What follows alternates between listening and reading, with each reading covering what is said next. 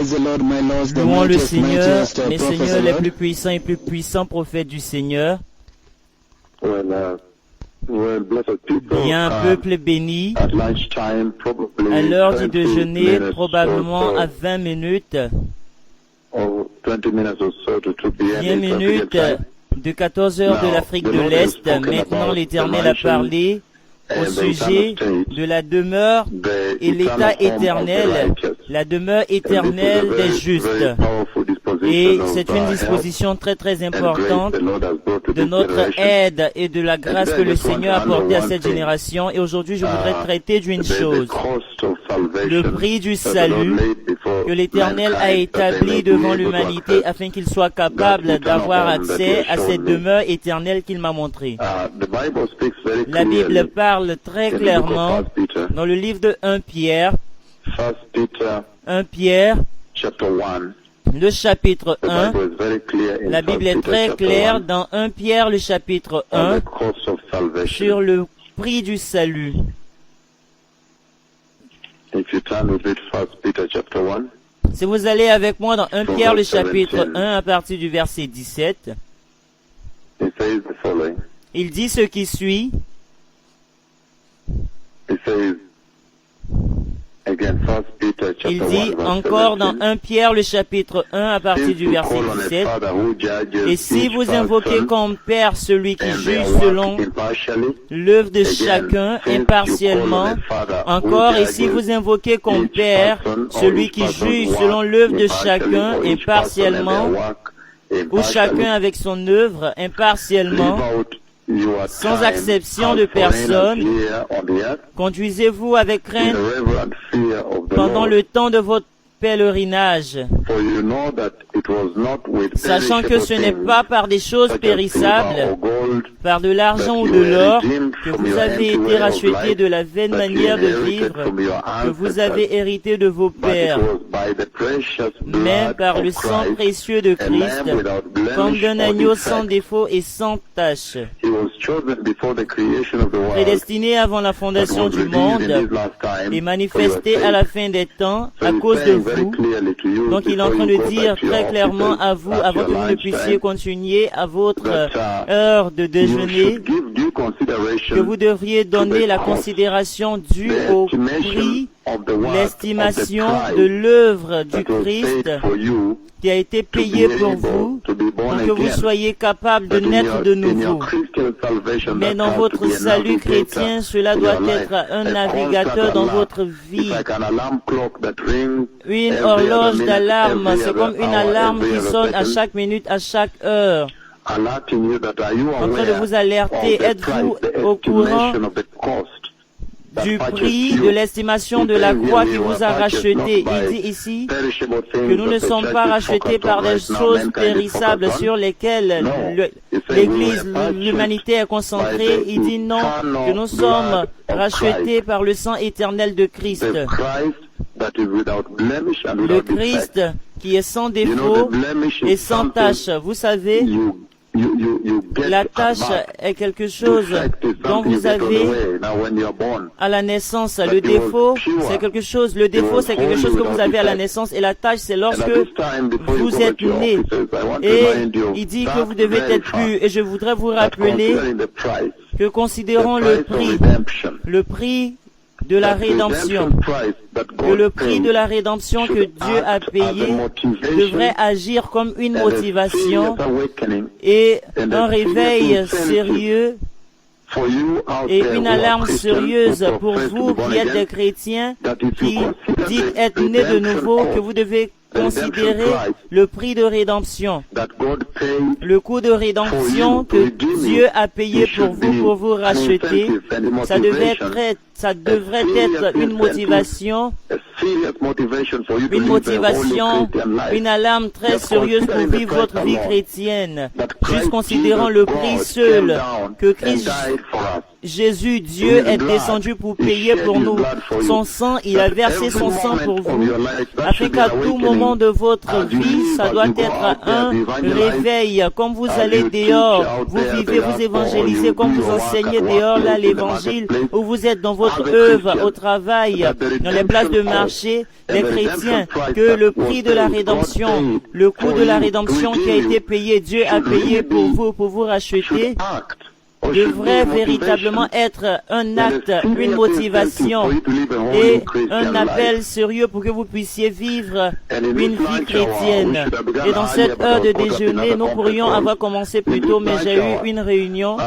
Dans cette heure de déjeuner, le Seigneur est en train de dire qu'il attend à ce que nous soyons dans nos chemins au haut prix qu'il a payé pour notre rédemption. Et par conséquent, en dehors de ce prix très cher, en dehors de ce prix, la responsabilité morale chère que nous avons pour pouvoir répondre, nous avons un devoir moral pour répondre au haut prix que le Seigneur a payé pour nous. Et par conséquent, nous devons être absolument loyaux à Dieu, vivre une vie sainte à cause du haut prix, du haut coût du sang de l'agneau, le sang éternel de Dieu, le sang du Messie, du Christ, devrait nous emmener à être hautement motivés et sérieusement donner un haut appel pour vivre une vie sainte. Et considérant ce prix, il dit que nous devrions par conséquent craindre la responsabilité morale de nos partis, de notre part pour être loyaux à Dieu. En d'autres mots, il dit que nous devons être saints. Et donc la motivation pour vivre une vie sainte est à cause du prix de la rédemption, le prix cher de la rédemption. Et Dieu est saint. Et donc vous devez lui être loyaux. Il dit soyez saints car je suis saint. Et par conséquent nous devrions craindre Dieu dans le processus et au-delà de la venue du Messie. Donc ceci devrait être des 7 points très importants qui devraient conduire votre vie en tant qu'un chrétien que considérons numéro 1, le prix, le haut prix que Dieu a payé pour votre salut. Ça devrait être une motivation pour que vous puissiez vivre une vie chrétienne sainte. Ça devrait être quelque chose d'important pour vous conduire pour vivre une vie sainte. Donc considérons le prix que Dieu a payé pour notre salut en envoyant Jésus mourir, le Christ lui-même mourir pour nos péchés, pour verser son sang, le sang de l'agneau, le sang du Christ. Ça devrait être une motivation pour moi pour vivre une vie sainte chrétienne. Et numéro 2, que considérant ce haut prix que le Seigneur a payé, je devrais aussi me considérer que maintenant, regarde, Dieu a déjà payé un tel prix. Je devais être saint. Ça devrait être ma responsabilité morale, mon devoir aussi pour être loyal à Dieu au-delà de ce qu'il a fait. Le Seigneur nous rappelle dans Ésaïe chapitre 1, il dit l'âne connaît son maître. Et ça veut dire que juste au-delà de la bonté, de comment est-ce que les maîtres sont, les animaux ont l'ordre de la création. Dans le protocole et l'ordre de la création, les animaux sont capables de détecter les bénéfices et se soumettre complètement à la loyauté de leur maître. Qu'en est-il de l'humanité? Qu'en est-il de l'Église du Saint-Esprit? Donc, numéro 1, dû au prix de la rédemption, nous devrions voir une motivation, un intensif pour être capable de vivre une vie chrétienne juste à cause du prix que le Seigneur a établi pour nous en donnant son seul et unique Fils pour mourir pour nous et verser son sang pour la rédemption. Et numéro 2, il dit que dû à ce prix seul, nous devrions voir une responsabilité morale. Nous devrions voir un devoir moral, une obligation pour être absolument loyal. Le Seigneur dit absolument loyal à Dieu et obéir à toutes ses ordonnances. Et il dit, numéro 3, que le prix de la rédemption devrait être une motivation à la sainteté. Numéro 4, la sainteté de Dieu maintenant devrait être quelque chose qui nous conduit à être saints. L'Éternel a déjà payé le prix qui devrait nous rendre capables d'être saints. Et l'Éternel lui-même est saint, donc nous devrions être saints. Et numéro 5, au-delà de la crainte de Dieu, maintenant nous devrons craindre Dieu. S'il a envoyé son propre Fils à la croix,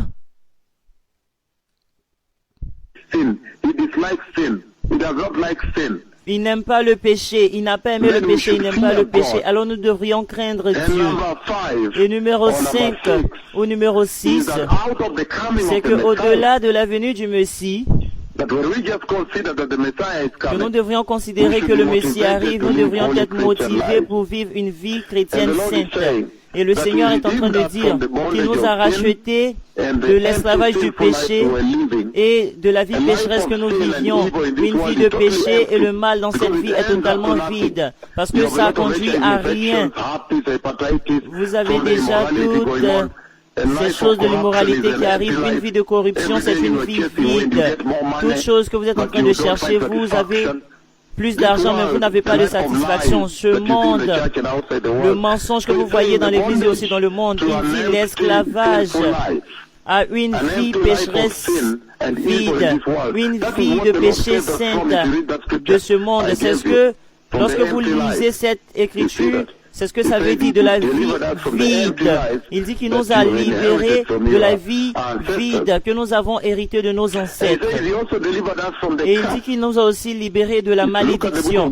Si nous allons dans le livre de Galates, la malédiction de Dieu, Galates chapitre 3, verset 13, il dit ce qui suit. Il dit Christ nous a rachetés de la malédiction de la loi, étant devenu malédiction pour nous, car il est écrit, maudit est quiconque est pendu au bois.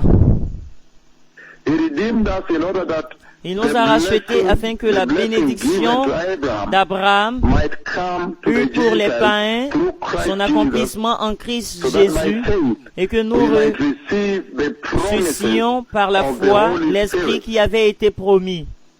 Donc il est en train de dire très clairement ici que Christ nous a aussi rachetés de la malédiction.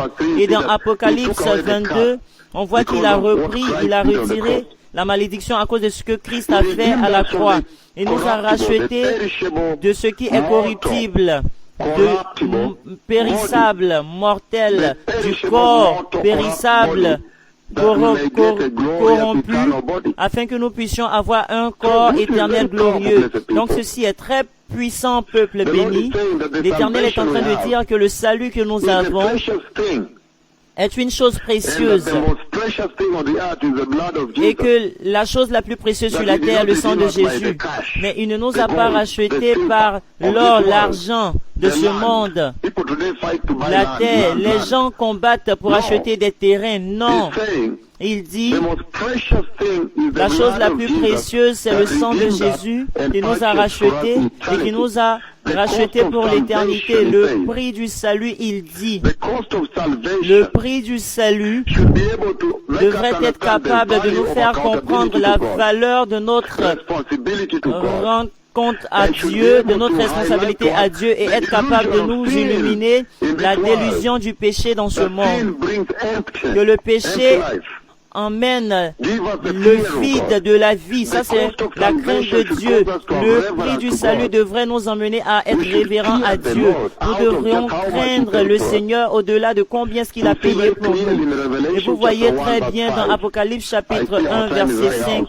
Je vois que le temps est en train de passer. Le livre d'Apocalypse, verset 1, Apocalypse chapitre 1, verset 5, il parle de ce coût, de ce prix de la rédemption. Dans Apocalypse chapitre 1, verset 5, il dit, le sang de Jésus, le sang éternel de Jésus nous a rachetés. Et il dit, et de la part de Jésus-Christ, le témoin fidèle, le premier-né des morts et le prince des rois de la terre. Il est le prince, le roi de la terre, à celui qui nous aime, qui nous a délivrés de nos péchés par son sang, et qui a fait de nous un royaume, des sacrificateurs pour Dieu son Père. À lui soit la gloire et la puissance au siècle des siècles. Amen. Et encore dans le livre de Tite, chapitre 2, Tite, chapitre 2, si vous lisez avec moi à partir du verset 14 jusqu'en bas, il dit, verset 14, il dit qu'il s'est donné lui-même pour nous,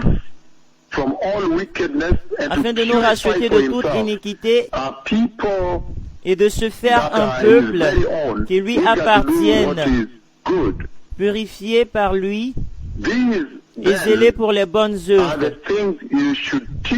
Ce sont donc les choses que vous devriez enseigner, encourager et réprimander avec toute autorité. et que personne ne te méprise.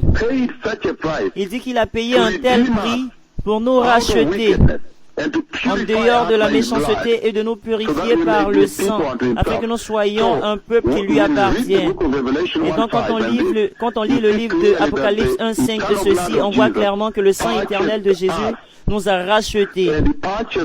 Et il nous a rachetés le corps éternel, le corps de résurrection de Christ lui-même, que nous allons porter à l'enlèvement. Et dans 1 Pierre chapitre 1, 19, il dit qu'il nous a rachetés non pas par l'or et par l'argent, mais il nous a rachetés par le sang éternel de Jésus, du corps, de la vie vide, périssable. Donc il nous a rachetés de la vie vide du péché dans ce monde, mais aussi il nous a rachetés un corps éternel glorieux que nous devions porter pour entrer dans la demeure, la nouvelle Jérusalem, la demeure éternelle des justes.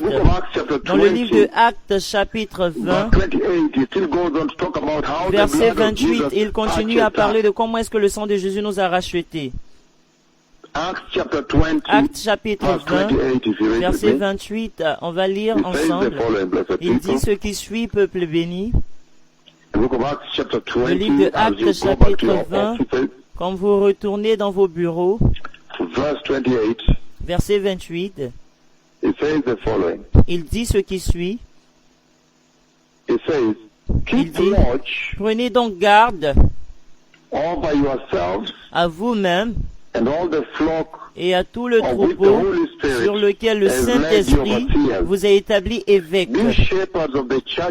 pour paître l'Église du Seigneur qu'il s'est acquise par son propre sang. Donc encore en train de mettre l'accent sur l'Éternel nous a rachetés par son propre sang, peuple béni. Il nous a rachetés, le sang de Jésus. Non pas l'or, non pas l'argent, mais par le sang éternel de Jésus. Et dans 1 Corinthiens chapitre 6, 19, il dit, à partir du verset 18, fuyez l'impudicité, quelque autre péché qu'un homme commette. Ce péché est hors du corps, mais celui qui se livre à l'impudicité pêche contre son corps propre. Donc le péché sexuel est très différent des autres. Les deux péchés, l'Éternel, il dit fuyez, fuyez, ne traitez pas cela, fuyez le péché sexuel et l'idolâtrie. Et il dit au verset 19, ne savez-vous pas que votre corps est le temple du Saint-Esprit qui est en vous, que vous avez reçu de Dieu, et que vous ne vous appartenez point à vous-même, car vous avez été rachetés à un grand prix, glorifiez donc Dieu dans votre corps. Donc il est en train de dire ici très clairement dans ces deux écritures, dans Actes et 1 Corinthiens 6, 19, il dit qu'il nous a rachetés par le sang éternel de Jésus. Et ce même sang éternel de Jésus a racheté pour nous le pardon de tout péché. Tout péché. Tout péché, je veux dire le mot tout. Si on lit Éphésiens, le livre de Éphésiens chapitre 1, verset 7, il dit ce qui suit. Éphésiens 1, verset 7, il dit, en lui, nous avons la rédemption par son sang. Regardez cela. La rémission des péchés selon la richesse de sa grâce. Donc même que vous recherchez la richesse du monde, la meilleure recherche que vous pouvez poursuivre est la grande richesse de Dieu qui apporte le pardon de tout péché que vous avez commis. Donc le sang de Jésus encore nous a racheté le péché, le pardon du péché, non pas seulement le corps éternel pour la justice, non pas seulement le fait que c'était l'instrument pour le salut, pour la rédemption. Il dit ici aussi le pardon du péché. Et dans Apocalypse chapitre 5, verset 9, il a racheté toutes les nations par le même sang éternel. Dans Jean chapitre 8, 33, il dit qu'il nous a libérés de l'esclavage. Et dans Romains chapitre 5, verset 9, il a racheté toutes les nations encore par ce sang éternel. Donc, que l'Église est en train d'être dévorée par un autre évangile qui n'est pas l'évangile du sang éternel de Jésus. En d'autres mots, ce que l'Église devrait être en train de prêcher maintenant, en d'autres mots, de jour à jour, de janvier 1 à janvier 1, c'est le sang éternel de Jésus qui est suffisant. Toute chose, la Bible est en train d'indexer au sang éternel de Jésus, que ce soit l'Ancien Testament ou le Nouveau Testament, que ce soit le livre d'Apocalypse ou pas. Même dans la tribulation, l'Éternel est en train d'indexer le sang éternel de Jésus. Vous voyez la conséquence de rejeter le sang éternel de Jésus là. Et donc, Romains chapitre 5, verset 9 est très clair. Il a racheté toutes les nations. Et dans Colossiens chapitre 1, verset 20, il nous a réconciliés avec Dieu. Donc, le sang éternel de Jésus ne nous a pas seulement racheté un corps éternel pour l'état éternel, pour la demeure éternelle des justes, mais nous a aussi rachetés. Nous n'avons pas été rachetés par l'argent ou l'or, ou par de l'échange de monnaie dans les supermarchés, les grandes compagnies, non, ou par le dollar, l'euro, non, mais nous avons été rachetés dans notre salut par le sang éternel de Jésus. Et il dit que ce sang aussi a racheté pour nous dans le processus le pardon de tous nos péchés, le pardon afin que nous soyons pardonnés et que maintenant nous sommes pardonnés de nos péchés. Ceci est très puissant. Et il a racheté toutes les nations dans ce même processus, dans ce même ordre. Et il dit qu'il nous a libérés de l'esclavage. Le même sang de Jésus nous a réconciliés avec Dieu et nous a emmenés avec le péché. Donc, si vous lisez Apocalypse chapitre 12, il dit ce qui suit. Apocalypse 12, verset 11, il dit, ils l'ont vaincu à cause du sang de l'agneau. Ce qui veut dire sur le diable, ils l'ont vaincu à cause du sang de l'agneau et à cause de la parole de leur témoignage. Et ils n'ont pas aimé leur vie jusqu'à craindre la mort. Il est en train de dire que le sang de Jésus est celui qui nous permet de vaincre le péché. Et à l'étendue que nous voyons le prix que Jésus-Christ a payé pour notre éternité, la demeure glorieuse, l'état éternel, la demeure éternelle des justes. Donc nous devrons être capables de pouvoir vivre notre vie afin que nous soyons capables de vaincre le diable, parce que s'il nous tue pour l'évangile, nous allons simplement dans la présence de Dieu Tout-Puissant dans les cieux. Et il dit, ne craignez pas la mort.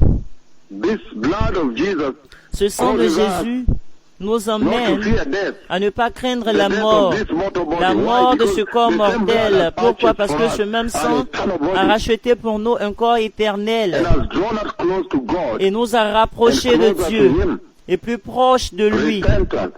La repentance et le retour et la nouvelle création que nous avons, la nouvelle alliance du sang, l'entrée dans la présence de Dieu, où finalement la porte qui a été fermée dans le livre de Genèse chapitre 3 verset 24 est finalement ouverte dans Apocalypse chapitre 4 verset 1 et Matthieu 27.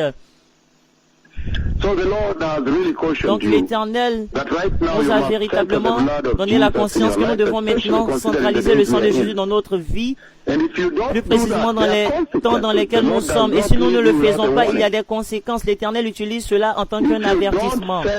Si vous ne centralisez pas le sang de Jésus, le Seigneur est en train de dire qu'il y a des conséquences. Des conséquences sérieuses, peuple béni. Le livre d'Ézéchiel, chapitre 14, verset 12 jusqu'en bas.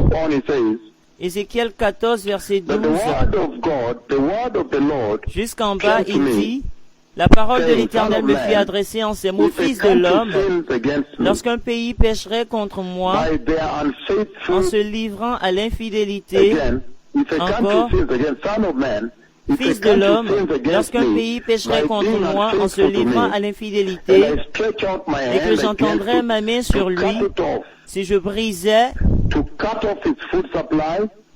pour lui le bâton du pain, et je lui envoyais la famine, et j'en exterminais les hommes et les bêtes,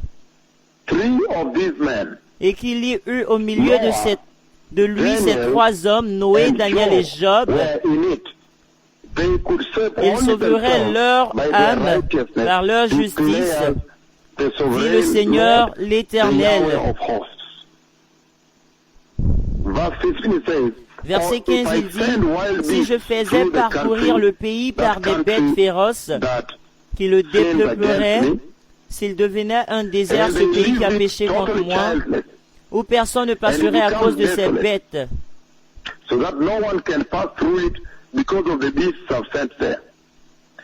Surely as I live, declares the sovereign Lord, the Yahweh of hosts. et qu'il eût eu au milieu de lui ces trois hommes. Je suis vivant, dit le Seigneur l'Éternel. They could not save, Ils they ne could not sauveraient save ni that country, fils, but they can only save. ni fille, Again, even if these Encore. three men, et qu'il y eut au milieu de lui ces trois hommes, Noé, Daniel et Job. they could not save their own sons and daughters in Ils that ne land. sauveraient ni fils They ni only would fille. be saved, Eux seuls seraient sauvés but the land et le pays would be desolate. deviendrait un désert. Nobody can save you. Ce qui veut dire personne ne peut vous sauver. Vous êtes responsable de votre propre acte. Après avoir vu ce que le sang de Jésus a accompli, je veux juste établir cela pour vous, que le jugement de Dieu arrive et que le jugement de Dieu est éventuellement infuyable. C'est pourquoi les justes dans le pays, vous avez maintenant les justes prophètes du Seigneur en train de marcher dans le pays. Et donc, si vous devenez non repentant, vous n'êtes pas né de nouveau, vous ne pouvez pas échapper à la colère de Dieu. Si vous avez blasphémé Dieu, vous ne pouvez pas échapper à la colère de Dieu. C'est ce que ça veut dire que la colère de Dieu ne peut pas être échappée. Donc, au verset 19, il dit, As surely as I live, declares the sovereign Lord, the Yahweh of hosts, even if these three men were in it, they could not save their own sons and daughters in that land. They alone. Il dit, et qu'il eut au milieu de lui Noé, Daniel et Job, je suis. Et qu'il eut au milieu de lui ces trois hommes, je suis vivant, dit le Seigneur l'Éternel, il ne sauverait ni fils ni fille, mais eux seuls seraient sauvés. Ou si j'envoyais la peste dans ce pays, si je répandais contre lui ma fureur par la mortalité pour en exterminer les hommes et les bêtes. Et qu'il y eut au milieu de lui Noé, Daniel et Job, je suis vivant, dit le Seigneur l'Éternel. Ils ne sauveraient ni fils ni fille, mais ils sauveraient leur âme par leur justice. Ceci est un avertissement sérieux, peuple béni, que le sang de Jésus a été présenté par le Seigneur dans l'Église, le haut prix du salut. Il dit que ça devrait nous être une motivation que nous devons être capables de vivre une vie sainte chrétienne. Et numéro 2, que ce prix lourd, ce coût lourd que le Seigneur a payé pour notre salut par le sang de Jésus lui-même, que cela devrait nous emmener à être absolument loyaux à Dieu. Nous devons être révérents. Ça nous devrait nous emmener à craindre Dieu, nous emmener à bien nous préparer pour la venue du Messie, nous emmener à vivre irrévérent du Seigneur. Et si vous ne le faites pas, il dit, alors le jugement de Dieu arrive. Parce qu'il a maintenant été crucifié. Maintenant, le monde peut être jugé. Et il dit très clairement que le jugement de Dieu qui arrive est totalement, ne peut pas être échappable, on ne peut pas l'échapper, c'est complètement non échappable. Dans Matthieu chapitre 11, pour vous qui êtes dans vos bureaux, probablement la radio est en marche, vous attendez que je finisse, je vais finir dans un moment. Matthieu 11, versets 21 et 24, il dit ce qui suit. Il dit, malheur à toi, Chorazin, malheur à toi, Bethsaïda, car si les miracles qui ont été faits au milieu de vous avaient été faits dans Tyr et dans Sidon, il y a longtemps qu'elle se serait repentie en prenant le sac et la cendre. C'est pourquoi je vous le dis, au jour du jugement, Tyr et Sidon seront traités moins rigoureusement que vous. Et toi, Capernaum, seras-tu élevé jusqu'au ciel? Non, tu seras abaissé jusqu'au séjour des morts. Car si les miracles qui ont été faits au milieu de toi avaient été faits dans Sodome, et Gomorrhe, elles subsisteraient encore aujourd'hui, avec un grand réveil. C'est pourquoi je vous le dis, au jour du jugement, le pays de Sodome sera traité moins rigoureusement que toi. Au jour du jugement, le jugement de Dieu. Encore, il est en train de dire ici que le jugement de Dieu sera aussi sur le montant de vérité que vous avez reçu, sur le montant de grâce que vous avez reçu. Que vous ayez vu un paralytique se mettre debout et marcher à Ménégaï 5, Dieu ne vous pardonnera pas. Ce sera plus insupportable pour Sodome et Gomorrhe que vous qui avez vu ce samedi passé un paralytique marcher. Lorsque j'ai décrété, j'ai vu la demeure des justes et j'ai entendu la voix de Dieu dire la demeure éternelle des justes. Pour vous qui avez vu les yeux aveugles s'ouvrir et vous qui avez vu des aveugles voir, certains de vous qui avez vu je ne sais pas combien, 72 maintenant paralytiques qui ont marché. Je veux dire, il dit, ce sera plus supportable pour Sodome et Gomorrhe, Tyr et Sidon, les villes où ils avaient l'habitude de sacrifier leurs enfants, les égorger et les mettre au feu et brûler, les sacrifier au diable. Ce sera plus supportable à ces villes que vous qui avez vu la lèpre être guérie, Maman Rose a ressuscité. J'ai vu des paralytiques se mettre debout et marcher partout dans ce pays, des yeux aveugles s'ouvrir, des oreilles sourdes s'ouvrir. Et vous avez même vu dans votre maison, pour ceux de vous qui avez vu les plaies guéries, ce sera plus supportable pour Sodome et Gomorrhe que vous. Ainsi, il est en train de dire que le jugement de Dieu arrive si vous n'honorez pas le sang de Jésus.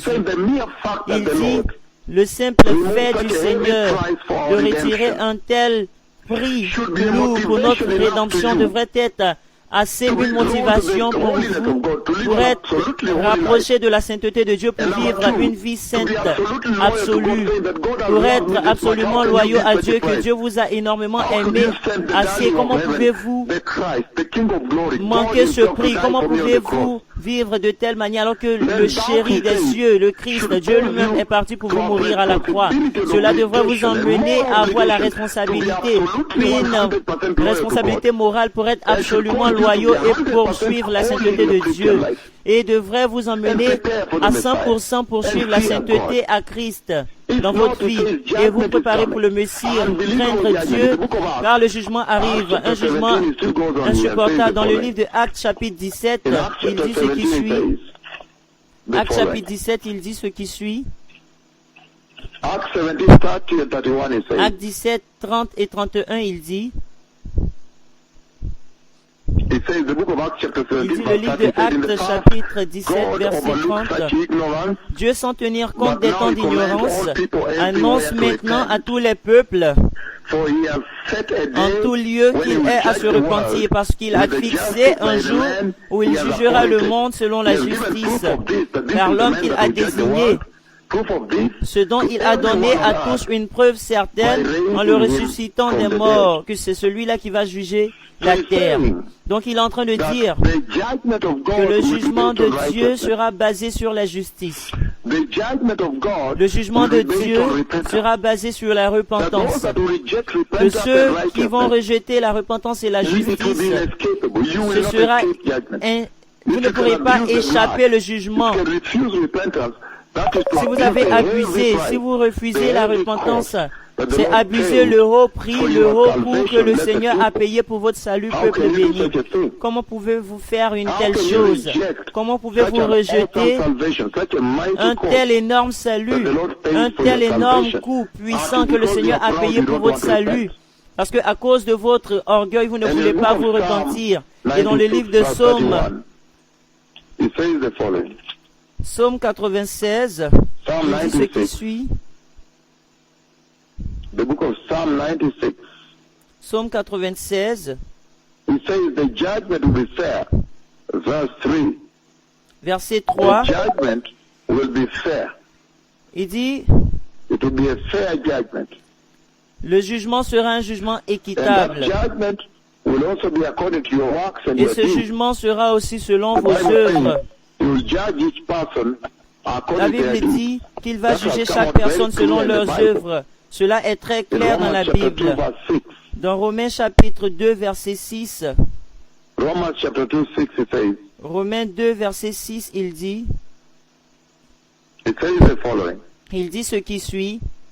In Romans chapter 2, verse 6. Dans Romains chapitre 2, verset 6, je lis à partir du verset 5, mais par ton endurcissement et par ton cœur impénitent, tu d'amasses un trésor de colère pour le jour de la colère et de la manifestation du juste jugement de Dieu. Ce qui veut dire que certains seront même jugés plus. Verset 6, il dit, il rendra à chacun selon ses œuvres, réservant la vie éternelle à ceux qui, par la persévérance à bien faire, cherchent l'honneur, la gloire et l'immortalité.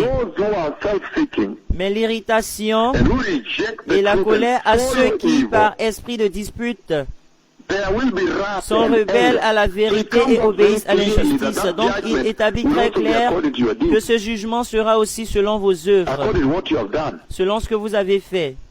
Et le Seigneur examinera la condition de chaque homme, le cœur de chaque homme, dans Jérémie, chapitre 17, verset 10. Il va lire le cœur, l'intention du cœur, les désirs de votre cœur. Et Apocalypse chapitre 2, verset 23, il dit la condition du cœur. Ce que Jérémie a vu, a dit, aussi selon votre foi, il va vous juger. Que vous ayez cru, votre croyance en Christ. De plus, il va juger basé sur si vous avez accepté Jésus ou non. Donc, il est très important d'accepter le sang, le prix que le Seigneur a payé pour vous, que le Seigneur vous bénisse. Vous voulez recevoir le Seigneur, je vous apporte cette prière afin que vous puissiez répéter et que nous puissions terminer dans votre bureau maintenant. Encore, si vous voulez être né de nouveau ou renouveler votre salut, selon ce qui a été parlé, il vous a convaincu que vous devez abandonner votre péché. Alors j'apporte cela à vous. Dites puissant Seigneur Jésus. Seigneur, je viens à toi aujourd'hui avec un cœur très humble et brisé. Et je réalise que tu as payé un tel énorme prix pour mon salut.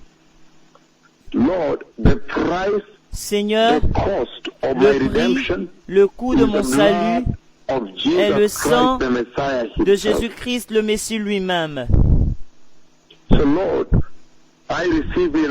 Donc, Seigneur, je te reçois dans mon cœur comme mon Seigneur et mon Sauveur aujourd'hui. Et je te demande, mon Seigneur, de réveiller mon cœur, de réveiller mon âme au haut prix que tu as payé pour mon salut, pour ma rédemption, afin que je sois motivé pour vivre une vie chrétienne sainte, strictement basée sur le prix. Seigneur, aide-moi afin que je sois loyal à toi à cause de ce prix lourd, le prix de ma rédemption, le coût de ma rédemption, que je puisse te craindre et me préparer dans la sainteté pour la venue du Messie. Seigneur, sensibilise-moi à regagner et explorer du sang de Jésus. Payer pour mon glorieux corps de résurrection afin que je puisse atteindre la demeure éternelle des justes. Payer pour ma rédemption, non pas par l'argent ou l'or, mais par le sang éternel de Jésus. Payer pour le pardon de tous mes péchés, me libérant de l'esclavage, me réconciliant avec Dieu, m'aidant à vaincre le péché, m'amenant à ne pas craindre la mort dans ce corps mortel, mais me rapprochant plus proche à toi dans la repentance, mon Seigneur, afin que je puisse avoir la nouvelle alliance, une nouvelle création, un nouveau de vie, un nouvel esprit, afin que je puisse entrer dans ta présence dans l'état éternel de Dieu. Seigneur, aussi, sensibilise-moi au prix, le coût de rejeter un tel lourd prix de mon salut, afin que le jugement de Dieu soit éventuellement non échappable, basé sur la vérité et la justice. Un jugement équitable de Dieu et selon le montant de grâce qui a été exposé à mes yeux. Les paralytiques marchant, les aveugles voient, les sourds entendre. Et selon l'œuvre de moi-même, selon mes œuvres, tu me récompenseras ou me jugeras. Sensibilise-moi, Seigneur, que tu examineras mon cœur, la condition de mon cœur, et selon la foi, si j'ai cru en Jésus ou accepté le Christ, l'acceptant lui comme sauveur.